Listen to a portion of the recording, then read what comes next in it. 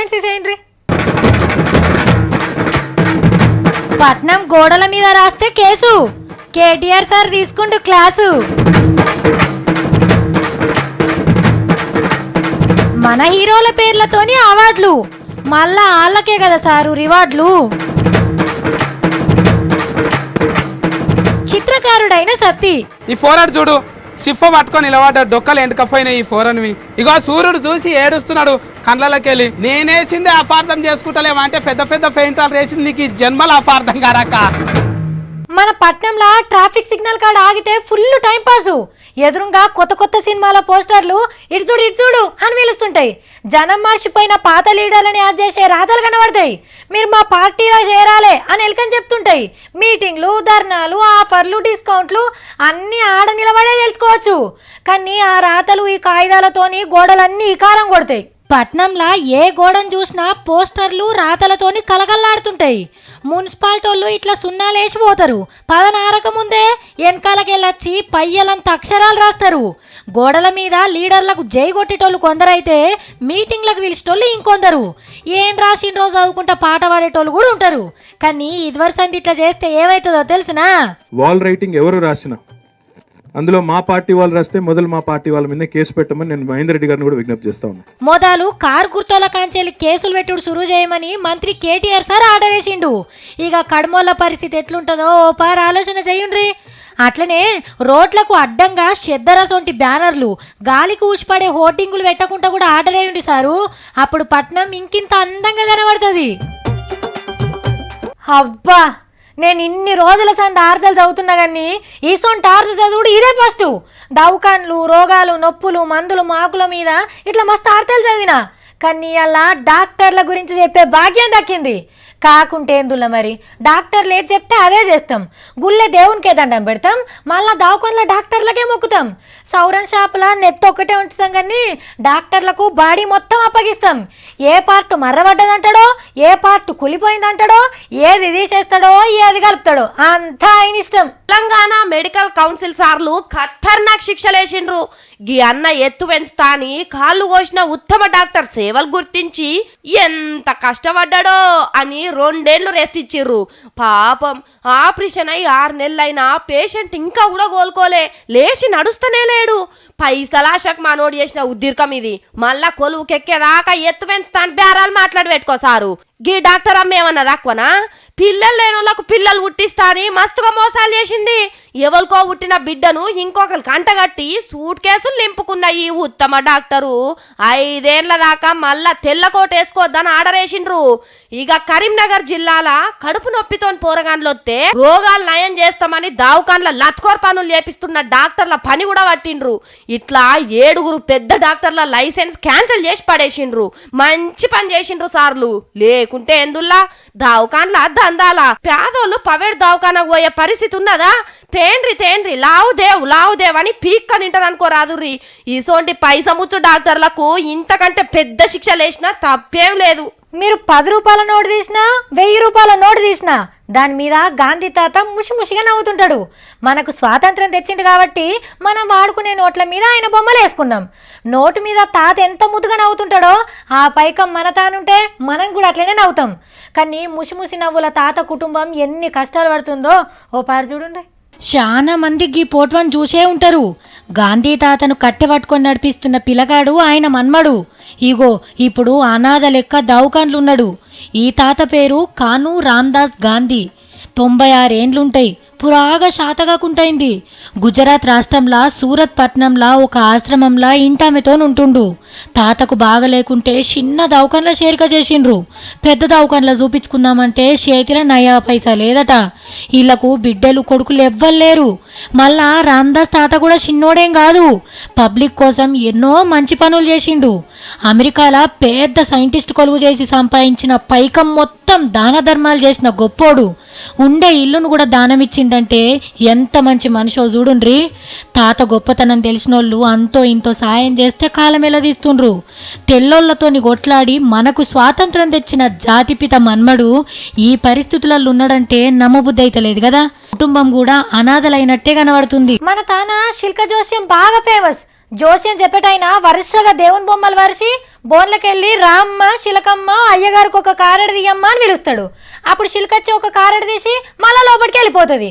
ఇక ఆ కారడి మీద ఉన్న దాన్ని బట్టి మనోడు జాతకం చెప్తాడు. కొందరు చేయి చూసి జాతకాలు చెప్తారు, కొందరు అంజనం వేస్తారు. కానీ బయట దేశాలల్లో చిలక జోస్యాలు, ఎలక జోస్యాలు, కోతుల జోస్యాలు, కొండెంగ జోస్యాలు వచ్చినాయి. చైనా కోతులు కూడా ట్రంప్ సార్ మీదనే మనసు పడ్డాయి. జ్యోతిషం చెప్పుట్లా ఈ కోతిగాడు పెద్ద తోపు చైనా దేశంలా ఈ ట్రోకు ట్రంప్ బొమ్మను, ఆ ట్రోకు హిల్లరీ మేడం బొమ్మను నిలబెట్టిండ్రు. అమెరికాలా ఎవరు గెలుస్తారో చెప్పు అంటే షిడుగ్గు నూరికే అబ్జకార్ నూరికే ముద్దిచ్చింది.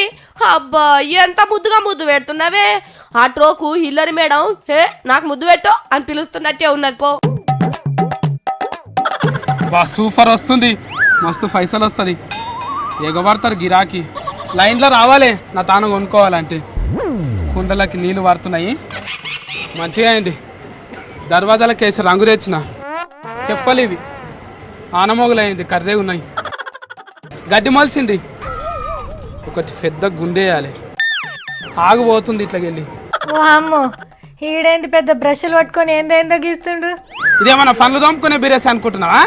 దర్వాజాలకేసి రంగు పట్టుకొచ్చిన బొమ్మలు దించుతున్నాయి. ఇగో తెల్లకాయరం మీద పెద్ద బొమ్మ వచ్చింది. ఇప్పుడు ఇది మొత్తం దించినాకనే మందికి చూసి పెడతా, లేకపోతే ఇప్పుడే పచ్చిగుండగానే కొనుక్కపోతారు.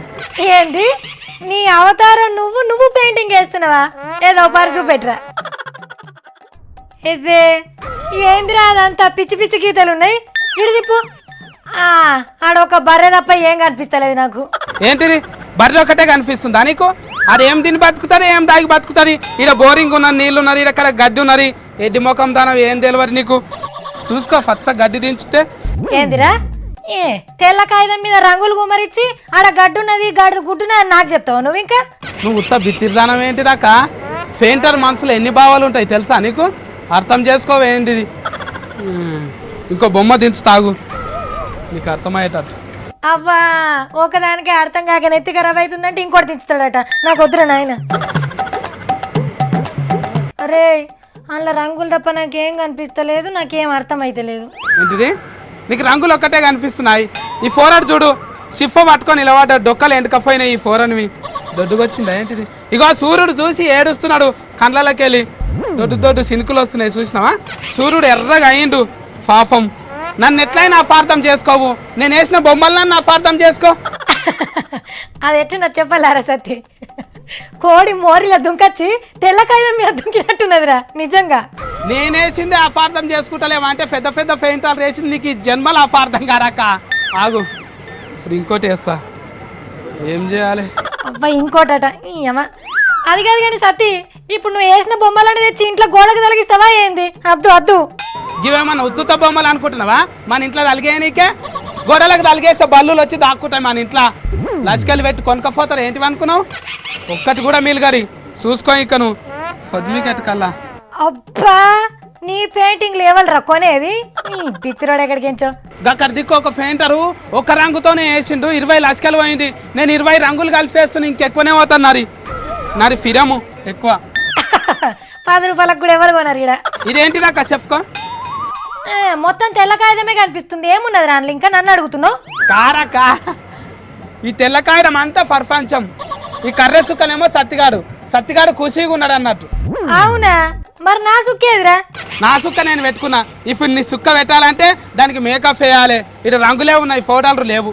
అమ్మో అందులో అంతగానం అర్థం ఉందారా? అయినా నాకు అక్కడ ఏం కనిపిస్తలేదురా. ఇది పెయింటింగ్ అంటావా నిజంగానే? పెయింటర్లు అందరికి ఇట్లనే దించుతారు అర్థం కాకుండా. ఏదైతే ఎక్కువ అర్థం కాదో అదే ఎక్కువ కొనుక్కోపోతారు, మస్తు గిరాకు ఉంటుంది. సత్తిగా ఇప్పుడు నువ్వు వేసిన పెయింటింగ్లకు పేర్లేంటిరా? నీకు అర్థం కాదు ఫాడు కాదు. ఆగు చూపెడతా నేను అక్కడ దిక్కోయి. వేరేటోళ్ళు ఉంటారు. మొత్తము చెట్లు ఆగులు చెరువులే ఉన్నాయి, ఆనబడ్డానికి పచ్చగా అయినట్టున్నాయి. మీరే దించిండ్రు అక్క? ఇవి మొత్తం అడవులే దించినావు? అడవి అంటే ఇష్టమా నీకు? బతుకమ్మలు అప్పుడు దించినావు అన్న? ఇది ఏమేం పూలు వాడినావు ఇంట్లో? ఏడ తెంపుకొచ్చినావు అన్నా? బర్రే ఫోటో తీసినావా? నేను చిన్నగా ఉన్నప్పుడు ఇట్లనే పోతుంటానా? సేమ్ మా చిన్నప్పుడు ఇట్లా ఉన్నాయి కాబట్టి జ్ఞాపకం వస్తే అక్కడ చేసినాం. నీ పేరేం పేరన్నా? శంకర్ అన్న. ఏ ఫేఫాలరాలు వస్తా నీ పేరేనా? జోకులు మస్తు దించుతావన్నా నువ్వు కదా. ఎలస్కాన్లు వచ్చినప్పుడు అంటే ఎవరు బొమ్మ అంటే అలా బొమ్మ ఇట్లనే దించుతావు. నా బొమ్మ కూడా దించుతావా? నీ బొమ్మ కూడా తెలుసు. దించన్న ఫిలిజ్ మా ఎక్కడ ఇస్తుంది డబ్బున పోతా అన్న. మంచిగా రావాలి, ఫండ్లు ఎట్లున్నాయి అట్లా రావద్దన్న. ఈ సందు లేకుండా దించు. అయిపోయిందా అన్న? అన్న ఇది నాకేమొద్దు, ఈయన అలిగేయి చెరసగం పైసలు. బొమ్మ నాడి నువ్వు దించినావు కదా, లష్కర్ రూపాయలు వస్తే సరే 50,000 సరేనా? నీకే లక్షిస్తారా? నాకేనా పూర్తిగా? ఇంకోటి దించుకొని ఇంకోటి నువ్వు తీసుకో మళ్ళా. ఓకే. డేట్ అయ్యి లేకుంటే అక్క చూసుకో, లసికే పోతుంది ఇది ఎట్లయినా. వేసేటో లేస్తే దానికి ఒక అర్థం పరమార్థం అన్నీ ఉంటాయి కానీ నువ్వు వచ్చి. అన్న నమస్తే. నమస్తే నమస్తే అన్న, బాగున్నా? ఏం దించినావన్నా? ఏ బొమ్మ నాదే అన్న. ఇదైతే దించింది కారా, నా ఫోటో తీసినావు. లేదు అట్లా దించిన నేనే. పూలు దించినావు. పూలు ఎందుకన్నా? పులి అంటే వాళ్ళ అమ్మ పండుకుంటలేదని చెప్పి మంచి కథ చెప్తుంది. పులి కథ చెప్తున్నారు. నేను నిజంగా పూలు వచ్చిందేమో ఫోరడ్ ఎట్లా నిద్రపోతాడు అనుకుంటున్నా. లేదు కథ చెప్తుంది అన్నమాట, బుజ్జగిస్తుంది. ఎంతకు పోతుంది అన్న ఇది? అయితే 2-3 లక్షలు అయితే. ఎకరా భూమి? ఏం లేదులా, మన పీపుల్స్ ప్లాజాలా ఆర్టెక్ తెలంగాణ అని ఎగ్జిబిషన్ పెట్టిండ్రు. దాని జాడ మావాడికి ఎవడో చెప్పినట్టున్నారు. ఇక ఆడపోయి కూర్చుని వాడికి ఇష్టం వచ్చినట్టు గీతలు గీసుకొని వచ్చిండు. సరేగా నాయన వచ్చేరా బాబు. చూసుకో అక్క, ఏం అర్థమైతలేదు ఇది. ఇక గివి మనం ముచ్చట్లు. మనం మళ్ళా కలుద్దామా? నమస్తే.